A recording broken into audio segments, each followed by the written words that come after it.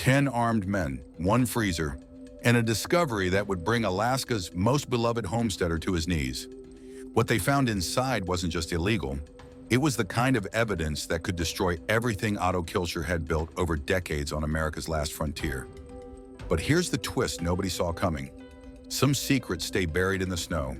Others stay locked in a freezer. Before we reveal what really happened that day, smash that subscribe button, because this story has more layers than Otto's homestead, and you won't want to miss a single revelation. America's homesteading hero. For over a decade, Otto Kilcher has been the beating heart of Alaska, the last frontier. Born in 1952 as the sixth child of Yule and Ruth Kilcher, Otto was raised in a small log cabin in Homer, Alaska, spending his early years playing in the woods and canyons while helping with chores and farm work. His first cattle drives? On foot, walking and running alongside the few available horses. No modern conveniences, no safety net. Just raw survival instinct and an unshakable connection to the land. From a surprisingly young age, Otto became the fixer of everything broken on the homestead, tinkering with anything mechanical and figuring out how it worked. His father, Yule Kilcher, wasn't just any settler. He was an Alaska state senator who helped write the state's constitution when Alaska was still a territory. The Kilcher family history runs deep.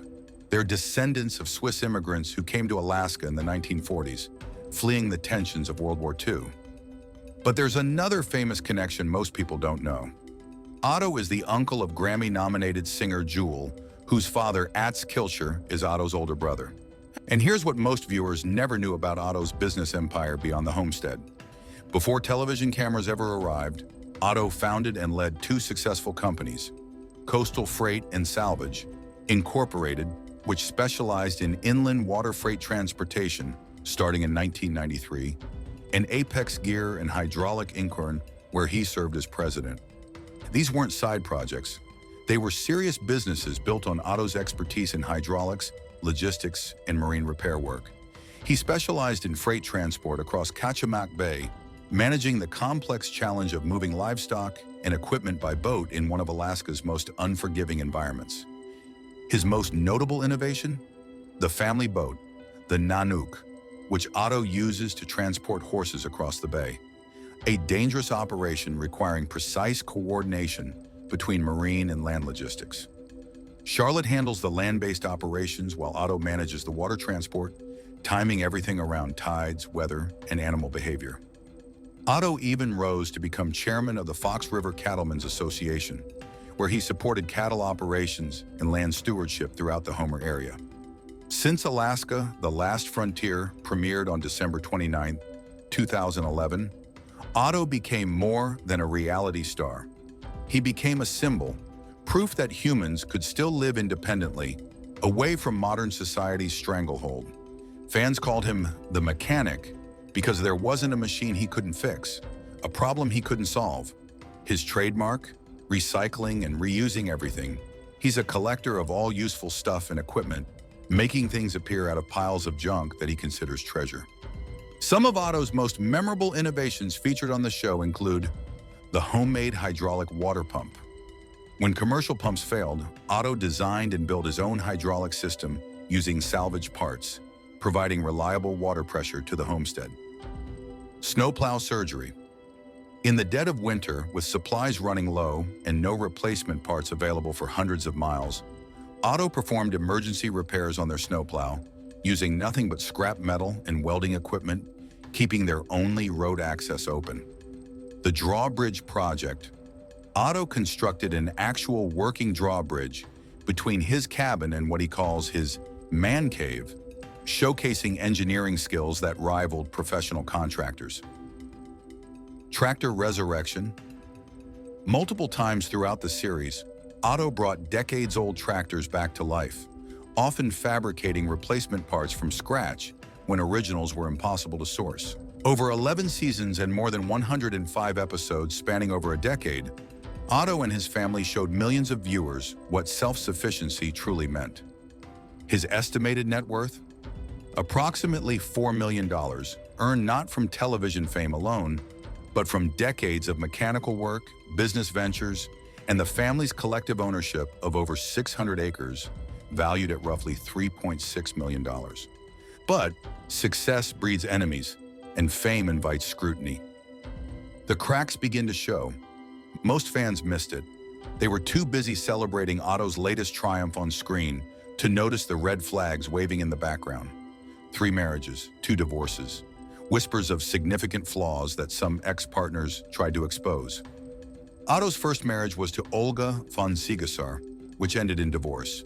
He later married Sharon Mackey, with whom he had 2 sons, Levi Kilcher and Ivan Kilcher. That marriage also ended for reasons that remain private. Otto's third and current marriage is to Charlotte Kilcher, a wildlife biologist originally from Northern California. The two met in 1989 while working on the cleanup of the Exxon Valdez oil spill, one of the worst environmental disasters in American history. But Otto's fan base was loyal to a fault. They defended him fiercely, arguing that marital problems happen to everyone. It didn't make him a bad person. Then came 2015, and a scandal that should have been Otto's wake-up call. Otto's brother Atz Lee, his wife Jane, and the TV production company were charged with using a helicopter during a bear hunt while filming an episode in 2014.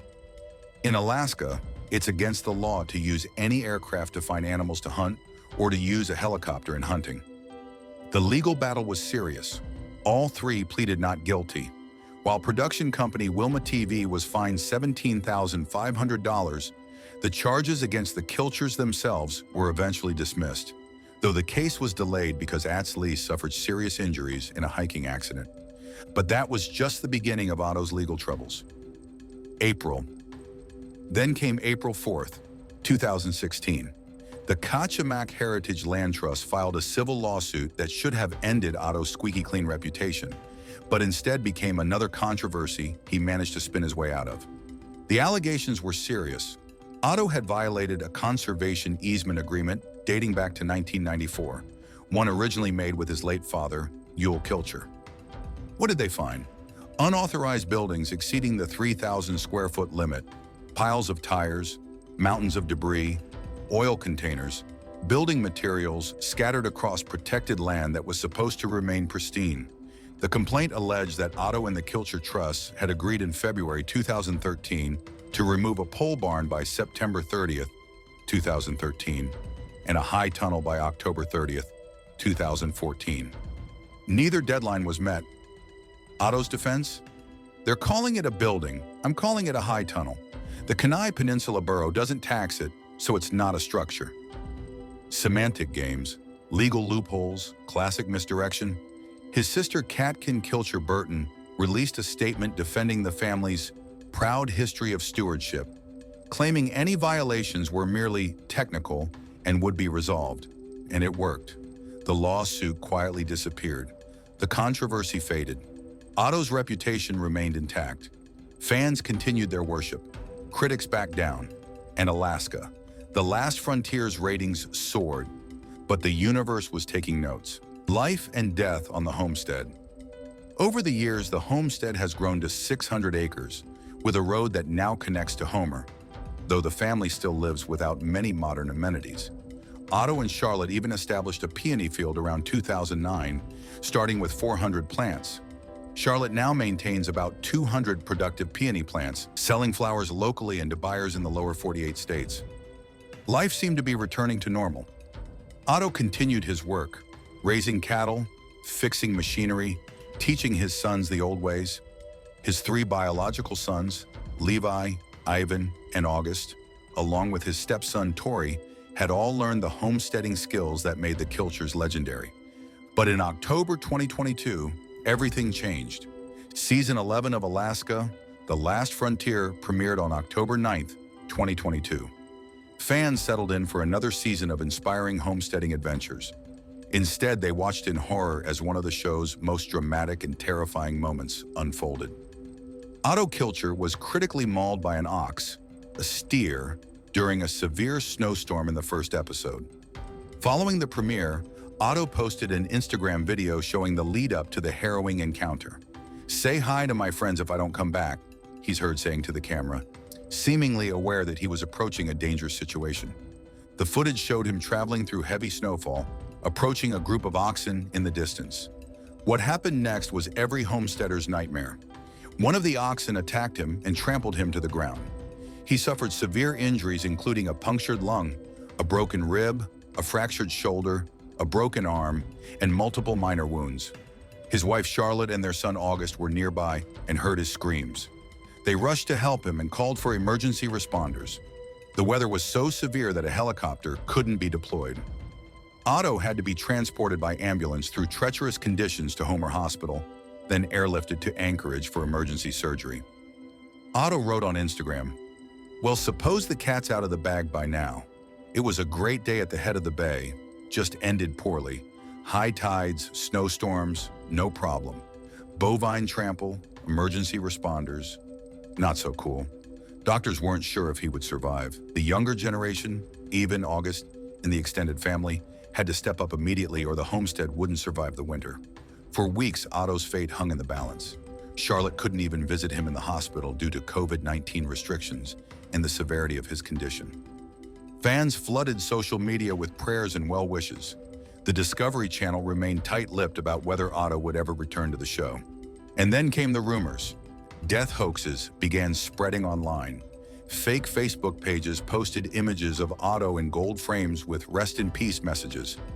Anonymous websites claimed he died at 2:30 a.m. on October 22, 2025.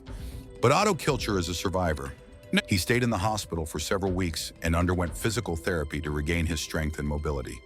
Slowly but surely, he began posting updates on social media.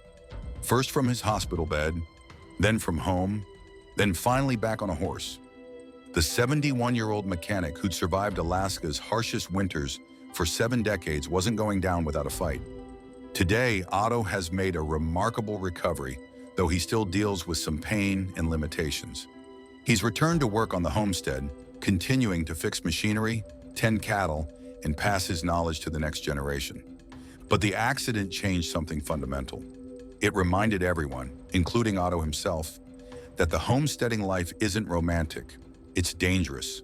One wrong move, one moment of bad luck, and everything can end. 10 men, one mission. It happened without warning. Otto was enjoying a peaceful afternoon with his family, discussing homestead business, when the roar of engines shattered the tranquility. 10 vehicles, armed personnel, moving with military precision. His brother Ats, nearby on his own property, heard the commotion and came out to investigate. What he saw made his blood run cold. A special task force was descending on Otto's homestead like a SWAT team executing a high-risk warrant. Otto's children and wife immediately surrounded him, fear etched across their faces. They clutched his arms, refusing to let him go. "Where do you think you're going?" his wife whispered, her voice trembling. "He isn't going anywhere," the children declared. "If he goes, we all go." For 20 agonizing minutes, they formed a human shield around their patriarch, while the team leader waited with cold patience. Finally, Otto spoke calmly. "Honey, it's nothing serious. They just want to ask me a few questions." But deep down, he knew better. The team leader wasted no time with pleasantries. "Is there anything you've been hiding on your property from the public eye?" Otto's response was measured, almost rehearsed. "I have not been hiding anything from anyone, nor do I have any intention of doing that in the future." That's when Ats stepped forward, demanding answers. "You can't just barge onto someone's property without a search warrant." The team leader's smile was sharp as a knife. He walked to his vehicle, retrieved official documentation, and shoved it in Ats's face. "Satisfied? Now let me do my job." Otto's family watched from a distance, their anxiety building with every passing minute. Then the team leader dropped the bomb that made Otto's blood run cold. "How did we get reports about what's happening here without your neighbor's help? They sold you out." At that moment, Otto realized the truth. This wasn't random. This was targeted, coordinated. Someone wanted him taken down. The team leader pulled his men aside for a briefing. "There have been several allegations that Otto Kilcher from Alaska, the last frontier, has been killing animals that are prohibited in this area. Residents and passers-by have caught him on numerous occasions. We need to find evidence. Now." He divided the team into 2 groups, one to search the exterior perimeter, one to comb through the interior of Otto's property. This wasn't ending anytime soon. The team was divided into two groups.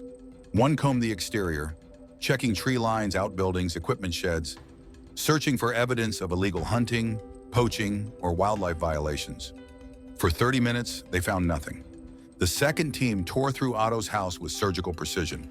Every drawer opened, every closet emptied, every corner scrutinized. Still nothing. The team leader's frustration was palpable. This was supposed to be an open and shut case. The tips had been specific, detailed, credible. But where was the evidence? By this time, Otto's wife and children had located him from a distance, hoping for the best but fearing the worst.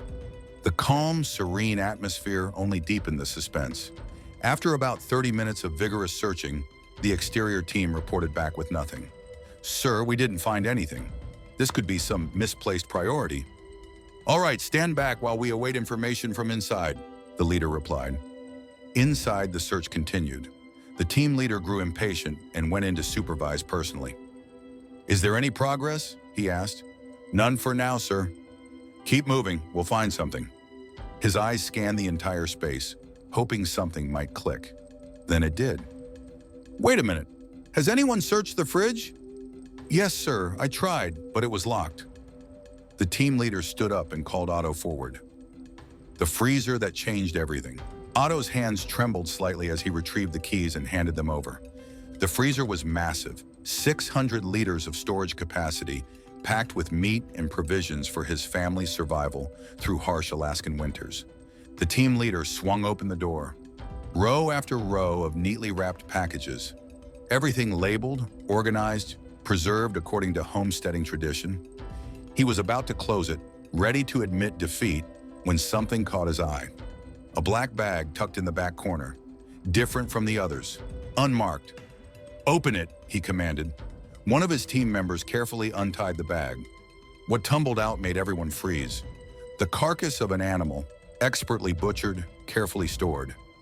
An animal specialist on the team took one look and his face went white. "This is it," he shouted. "This is what we came for." Otto stood there, genuinely confused. "Sir, this is only a mountain goat.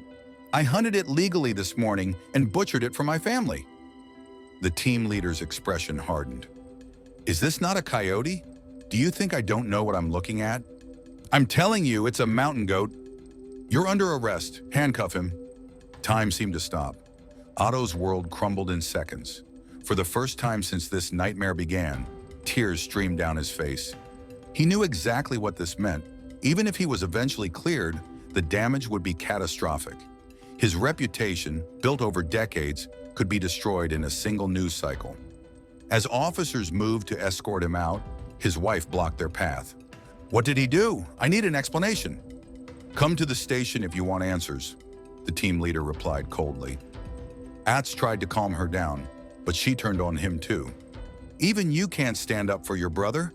Shame on you." The tension was unbearable. The children were crying.